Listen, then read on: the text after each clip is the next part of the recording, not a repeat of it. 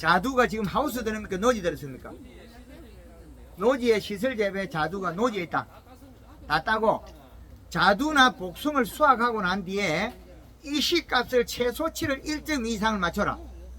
도장지를 발생시키면 안 된다. 지금 우리가 수확한 포도나 과실이 여름에 초기에 수확하고 그 나무를 우리가 비료를 낮추고 비료를 안 주고 연면 시비를 안 하면 봄순에 잎이 얇아져요. 봄순에 잎이 얇아지는 순간에 도장지를 뚫고 나와요. 그러면 내년에 과실이 나빠집니다. 동해도 있고. 그래서 수확 이후에라도 자두, 복숭, 조기 수확한 과실나무들은 포도나무든 연면 시비를 충분히 해주라. 그 연면 시비는 우리가 딸 때처럼 뭐 일주일에 한 번씩 해라는 게 아니고 열흘이나 보름에 한 번씩 해주고 잎을 감게 만들어라. 그리고 비록 이 시값을 최하 1.2 이상 1.5까지 넘게 맞춰놔라. 그래야만이 내년에 체내 저장량분이 많아서 봄순이 굵어진다. 꽃도 크게 핀다. 그래서 부초가 돋아나는 거는 새순이 많이 튀는 거는 비료가 부족하고 잎 두께가 얇아서 그렇다. 이제 이해됩니까? 그래서 봄에 우리가 자두나 복숭, 사과 이런들이 봄순에 꽃필 때 포도도 꼭 이 꽃이 7, 80% 만개가 됐을 때 영양제를 꼭 쳐줘라. 영양제를 골드 그린이나 칼라를 하나를 선택을 하고 거기서 물 500에 1.5리터 설탕 3kg 꼭 살포해줘라. 그래야만이 병이 없다. 그래서 이 씨가 맞거나 잎이 탄수화물을 가지야 일액을 안 맺기 때문에 제피곰팡이 안 생겨요. 그 수정이 잘 돼요. 그리고 수정체가 영양이 잘 이동해. 그리고 봄에 유과기의 모든 과종들은 영양제가 됐건 농약이 됐건 너무 과하게 살포하지 마라. 과하게 살포하면 세포가 경화가 된다. 억제제 봄에 살포하지 마라. 억제제 살포하면 과일이 굳어버린다. 그래서 억제제나 이 영양제를 잘못 살포한 농장들이 가보면 기계가 지나간 자리, SS에게 지나간 자리 약대를 가까이 친 자리 과실이 적고요. 언덕 쪽에 먼 데 있는 쪽에 과실이 굵어요. 그거는 약제를 너무 강하게 써서 그렇다. 그리고 봄에 과실에는 억제제 절대 쓰면 안 됩니다. 억제제를 쓰는 순간에 과실이 적어집니다. 봄수는 억제시키면 봄수는 억제를 시키는 게 아니고 탄수화물 공급을 해서 잎을 두껍게 만들어서 안정적으로 자라게 해줘야 된다. 그래서 과실을 꽃피실 때는 연면 시비는 아주 중요하다. 연면 시비는 꽃피실 때 꽃이 7, 80% 폈을 때 연면 시비를 하면 봄 내에도 막을 수 있고 수정체가 영양 이동이 빠르다. 수정체. 그래서 그리고 부가적으로 병이 안 생긴다. 탄수화물이 있으면 일액을 안 맺기 때문에 제피곰팡이 안 생긴다. 또 그리고 비료는 자두, 복숭 얘들 비료는 우리가 봄에 목매 시비 할 무렵에 그것보다 더 빨리 해도 되고 우리가 봄순이 나오기 전에 약 한 달 전에 비료를 주는 게 좋다. 봄순이 나오기 한 달 전에 하면 좋고 그 시기에 어떤 작물이든지 그 시기에는 뿌리를 좀 당근 처리가 약간 될 수 있는 방법으로 로타리 칠 수 있으면 로타리 쳐주고 그리고 거기에다가 올코팅 비료 100평에 1개 정도 들어가면 좋고 그 다음에 요소나 우리가 토양의 그 성분에 따라서 비료를 처방해라. 인산가리가 부족하면 명품 300이나 21- 복합비료나 수프 은혜 같은 거 쓰고 그런데 인산가리가 많을 때는 요소 비료를 밑비료를 줘라. 그 로타리 같이 쳐줘라. 그러면 봄에 이식값이 충분히 유지가 된다.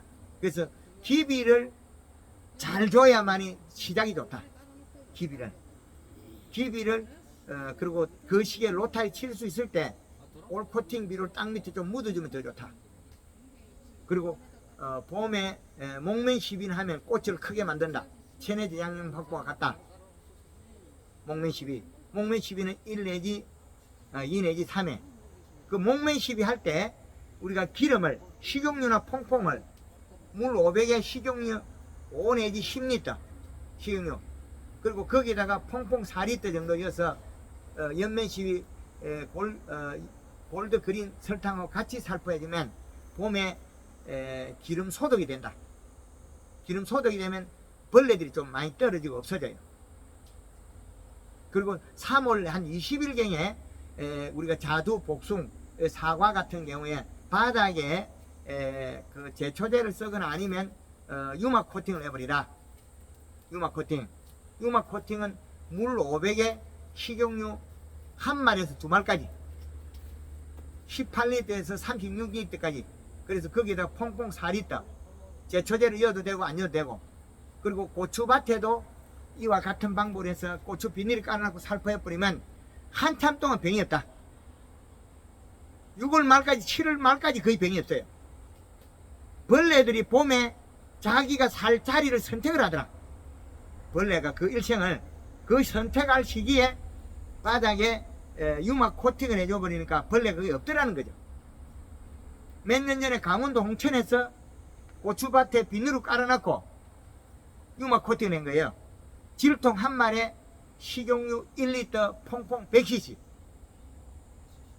질통 한 마리에 그걸 비닐 위에 살포했다. 그리고 올해 그 전라도 저 순천의 주감에서도 그 농장에서 고추밭에 비닐을 깔기 전에 유막 코팅하고 비닐을 깔고 나서 유막 코팅하니까 6월 말까지 고추에 꼭지벌레 먹은 게 없어요. 6월 말까지 농약을 별로 안 쳐도 없어요.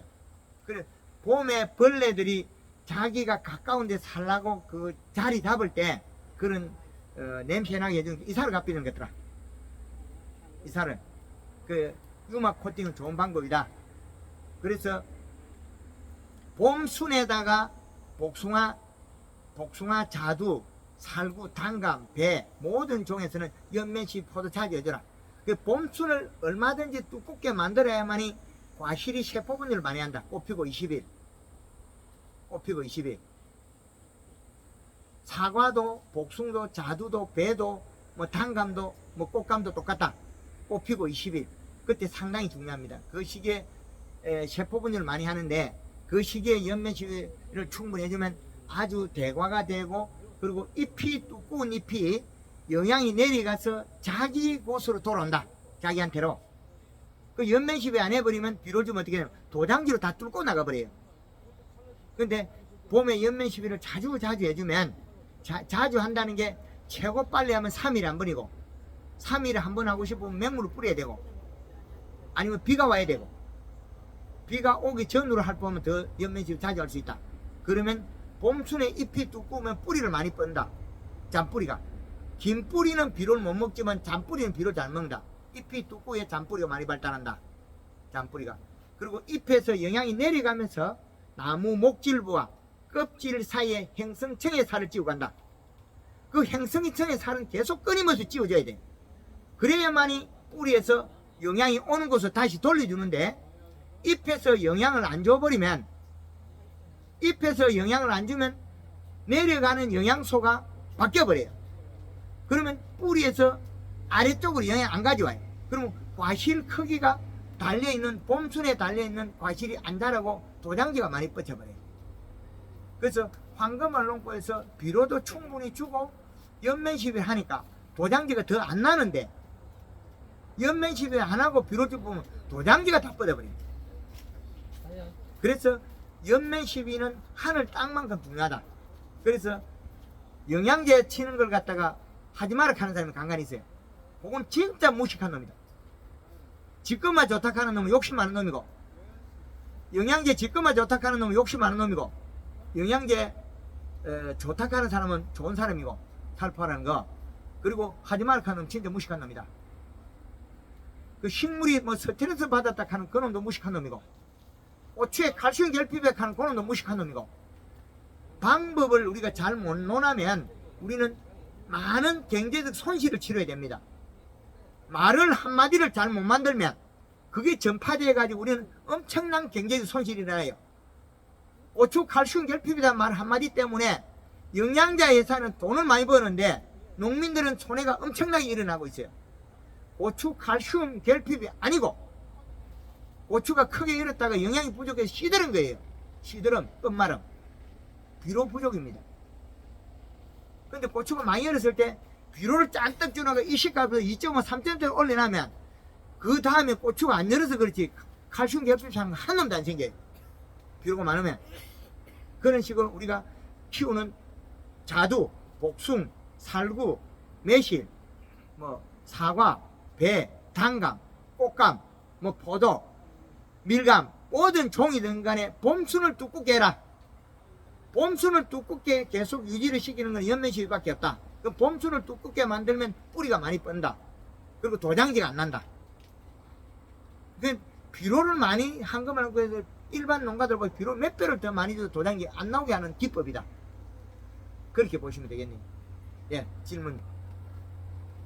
몰라서 그런지 다른 분이 다 알아서 그런지 모르겠는데 일액이라는 말씀하셨잖아요. 예, 그럼 일액은 모든 나무에 다 있는 것이냐? 건강한 나무에는 없는 것이냐? 비료 이식값이 물방울을 맺는 이식값은 1.2 이하다.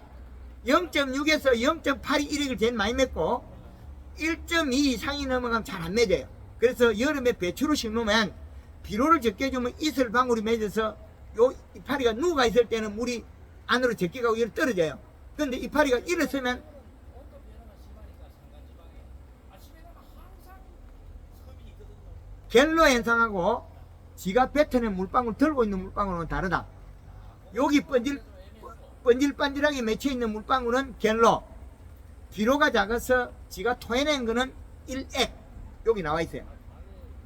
그러면 그 일액이라 하는 게 지금 일액이 떨어진 자리에 공유토 주장수를 만든다고 말씀하셨잖아요. 그러면 그 식물에는 나쁜 게 그게 의해서 육체의 저항에 좋은 역할을 하느냐, 그게 어떤 연구를 통해서 그렇게 됐느냐? 아니면 자, 본인만의 우리는 경험이냐? 우리 인간이란 동물은 동물이죠. 원숭이에서 온 동물이에요. 우리 조상은 원숭이고 뭐 더 내려가면 더 내려가야 되겠죠. 어떤 저 원종으로 가면 더 작아져야 되나요? 세포를 따지면. 근데 우리 인간은 야채를 썩혀 먹어야 돼요. 삭혀야 된다.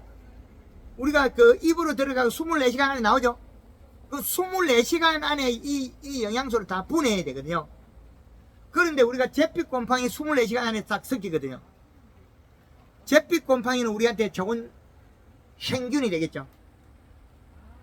그죠? 누가 연구했는데? 본인이 연구하셨다고 지금 얘기하시는 거 예, 하여튼 하여튼 그렇고 우리 식물하고 동물하고는 소화기관이 조금 차이 나더라고요. 연구를 해보니까. 그래서 저 몸을 인체를 고치기 위해서 풀뿌리 나무 뿌리를 한 달 반을 캐먹어서 맨 마지막에 시험한 거는 결과를 못 얻었다는 거죠. 창자의 미생물이 안 바뀌더라. 근데 우리가 친환경이다, 뭐 유기농이다, 어떤 좋은 농법으로 뭐 어떤 미생물 발효 농법이다, 막걸리 농법이다 엄청 많이 많죠. 그런데 식물한테 미생물을 줬을 때 그 미생물이 먹이채가 뭐냐는 거죠. 미생물 먹이채가. 미생물은 뭘 좋아하느냐? 달달한 걸 제일 좋아해요. 탄수화물. 그 다음에 질소를 좋아해요. 근데 다른 거는 부가적으로 먹고 남겨놔도 그대로 원점이에요. 우리가 토양에 미생물을 황금알 농법에서 줄 때는 고민해봐라 이야기하는 거는 토양에 뿌리가 삭히고 먹어야 되는 질소분을 미생물이 먹고 방구르기 뿐 없어졌잖아요. 그리고 우리가 뭐 물 큰 통에다가 뭐 요소 넣고 설탕 넣고 뭐 기포 생기면 냄새 뽀글뽀글 가스 냄새 나죠. 우리가 방귀 끼면 가스 냄새 나죠. 두 개 통일하잖아요. 그러면 토양에서 우리가 질소분을 나무가 먹어야 되는데 미생물이 먹고 방귀 끼면 없어졌잖아요. 요거는 그래서 미생물을 과수에나 나무에 줄 때는 꼭 고민해봐라. 많이 생각해봐라. 예를 들어 일액이 오늘 뜯어졌어요. 예. 그러면 구역토는 막 10년이 된 것도 있을 거고 20년이 된 것도 있을 건데 그건 좀 이따 말씀드릴게요. 그리고 우리가 여름에 우리가 그 자두가 봄에 잿빛 곰팡이 약을 치고 있고 포도에 잿빛 곰팡이 약을 치고 있고 단감에 잿빛 곰팡이 약을 치고 있고 이거는 왜 살포하고 있냐면 요 이파리에서 물방울이 원조에 나와야 돼요. 식물이 동물보다 먼저 전쟁을 한 거, 죽인 거예요. 옆에 놈을 죽이는 걸 갖다가 자기 먹은 걸 통해 가지고 미생물을 이용해서 그 미생물이 이놈을 묵게 만드는 거예요. 먹어버려요. 그 잎의 모양을 보면 이렇게 뒤로 휘어지는 이유는 물방울을 바깥으로 떨어뜨리는 거지. 바깥으로. 그러면 비료를 적게 되면 식물은 무조건 키를 키워요.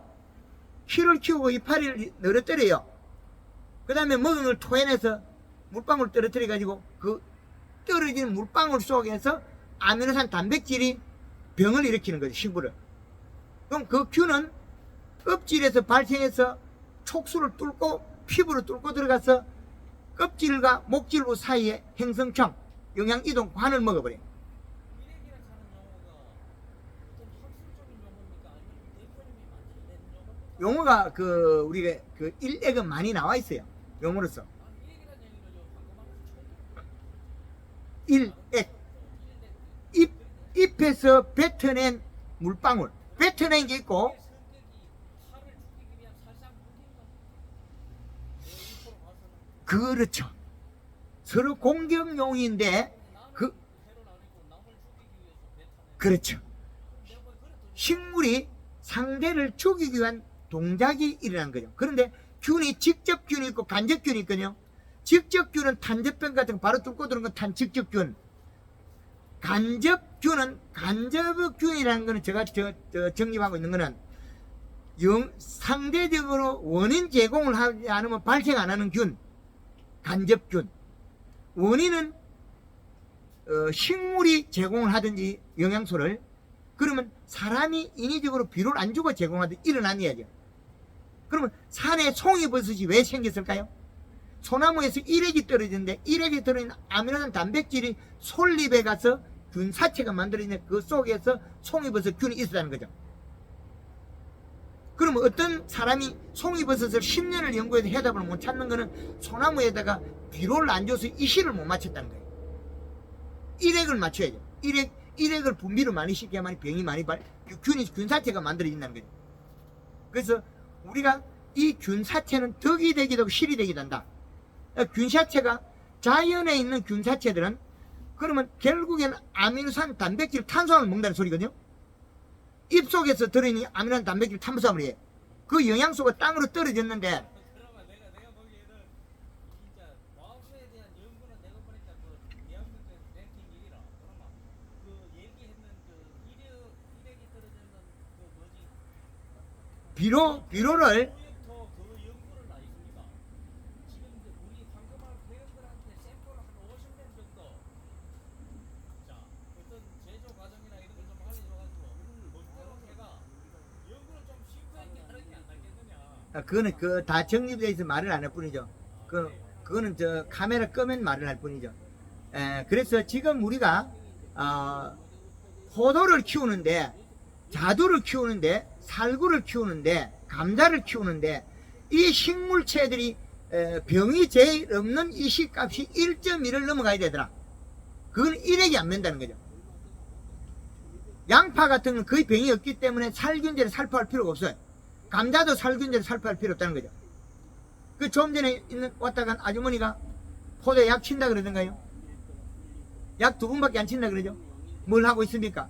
맹물 10일에 포도에 일액을 씻어버리죠. 일액을 씻어버리죠. 그럼 잿빛 곰팡이 안 일어나겠죠?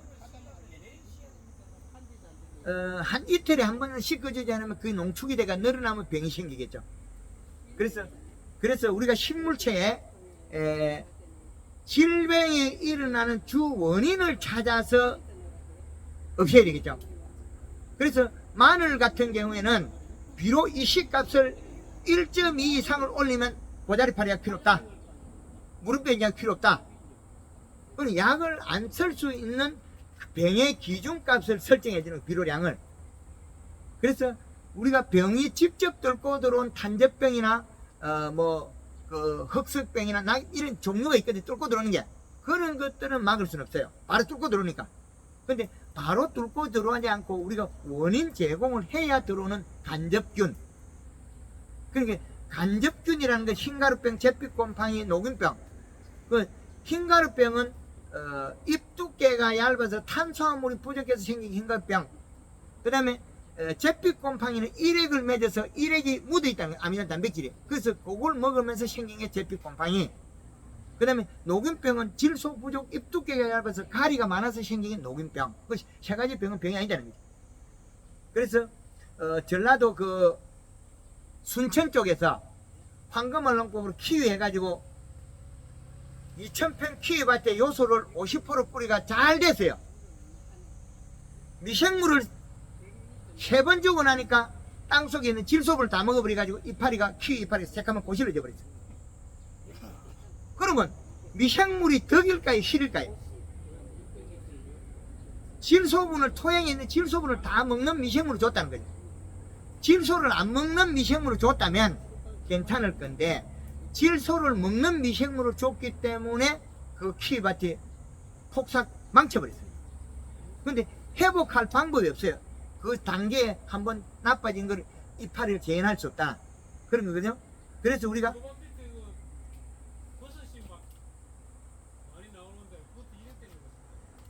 버섯은 유기물이 있으니까 균사체가 만들어졌는데 그 버섯 말고 복숭나무 밭이라고 했죠. 포도밭에 이파리에서 물방울이 떨어져가고 생기게 허연 곰팡이 잎 밑에 있는 거는 일액. 그 버섯이 핀 거는 그 전에 우리가 버섯 볏짚이라든지 다른 영양소가 있다는 거죠. 볏짚이라든지 그 영양소가 있어서 소고름이나 소태비 그런 걸 줬을 때 그 영양이 있으니까 버섯이 발생해요. 예, 그래서 잎에서 일액이 떨어지가 죽는 것들이 땅콩 같은 거 있죠. 땅콩 가을에 캐러 가면 왜 폭삭 녹아버린 거 있죠. 복판에 거기 물방울 떨어져서 그래요. 그래서 이 시값이 0.6에서 0.8이 일액이 제일 많이 맺더라. 그럼 병이 제일 많이 오는 게 무름병, 썩은병, 부패병. 예, 어들. 그린이나 칼라를 갖다가 설탕이나 쳐라.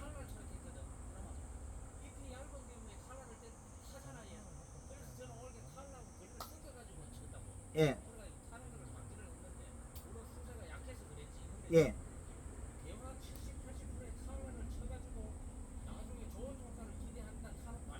예.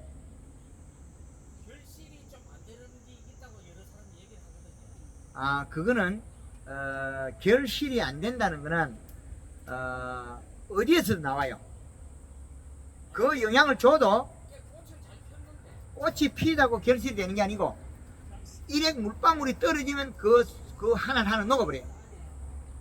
비료가 부족해서 연면 시비를 충분히 해서 일액 물방울이 안 나와야 되는데 이 물방울이 나오고 포도 아래 떨어지거나 과실에 떨어지면 제피곰팡이고 하나 죽어요.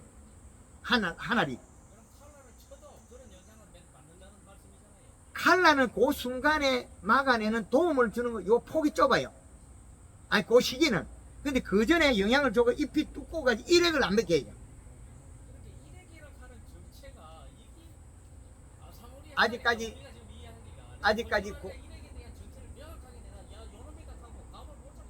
아직까지 공부를 적게 해서 그 단계밖에 못 넘은 거죠. 그래서 일액에 의해서 고추나무가 큰 것이 죽는 거, 고추가 참깨가 이만 크다 죽는 거, 참깨, 감자가 시들어가 죽는 거, 배추가 물러가 죽는 거, 그것들이 다 일액 물방울이다. 그리고 배추 가을에 김장 남을 때 쪼갰을 때 안에 까만 점 있죠. 그것도 일액 물방울이다. 깨시 무늬병 병이 아니다. 그것도.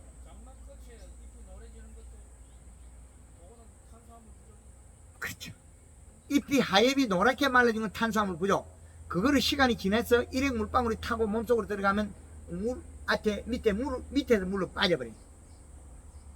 그래서 우리가 지금 질병이 일어나는 것들이 거의 한 30%에서 60%까지는 비료로 이식값으로서 병을 막을 수 있다는 거죠.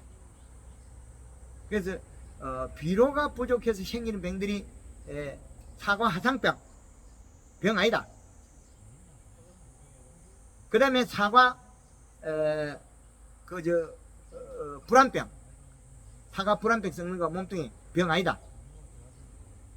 그건 병 아니다 그러잖아요. 황금을놓고서.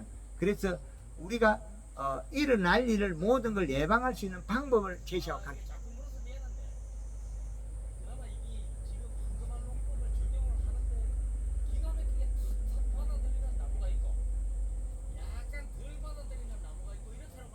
그거는 지금 이제 방금 이야기 드린 게 결실 수확 이후에 관리를 갖다가 적용시켜야만이 내년에 말을 잘 듣는 나무 바뀐다. 방금 강의한 내용이 아직까지 그 인격이 부족해서 못 받아들이세요. 왜 그러냐면 공부를 거기까지 안 오니까 대표 한꺼번에 놓고 대표 강의하는 내용이 뜬구름식으로 안 들리는 거예요. 본인은 귀에. 저는 다 알려주고 있는데 나무가 체내 저장량분을 축적하는 시기를 알려주고 있는데 그것을 못 받아들이고 있는 거예요. 내년 봄에 일어날 일은 전 단계 모든 것은 전 단계 일이 후 단계 일어난다.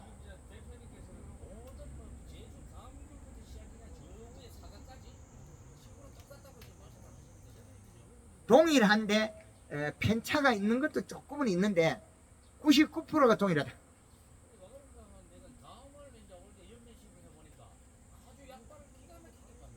그렇죠.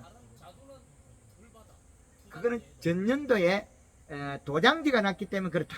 그 강의는 그 복숭아의 강의가 들어있다. 복숭아의 걸 찾아보면 되는데 복숭아의 걸 보고 감에 적응시켜야 될 것도 있고 최초 황금을 개발될 때 제가 비료를 엄청나게 줬는데 결과가 없었다는 강의가 거기 들어있어요. 그 봄순을 강하게 해주자면 뿌리가 안 뻗쳐서 그 비료가 도장지로 가더라는 거죠. 비료는 우리는 줬다는 거지 어디로 가게 만드는 것은 잎이에요. 잎이 두꺼워야만이 그 봄순으로 이동을 해야만 과실이 커지는데 비료를 줬다고 해서 봄순으로 비료가 가느냐? 그건 아니에요.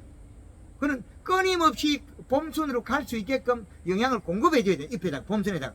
그럼 가을까지 계속 주기적으로 연면집에서 봄순을 두껍게 만들어야만이 봄순이 가늘어지지 않기 때문에 체내 저장량분을 많이 축적해서 내년에 봄순이 굳게 나오고 과실이 커진다.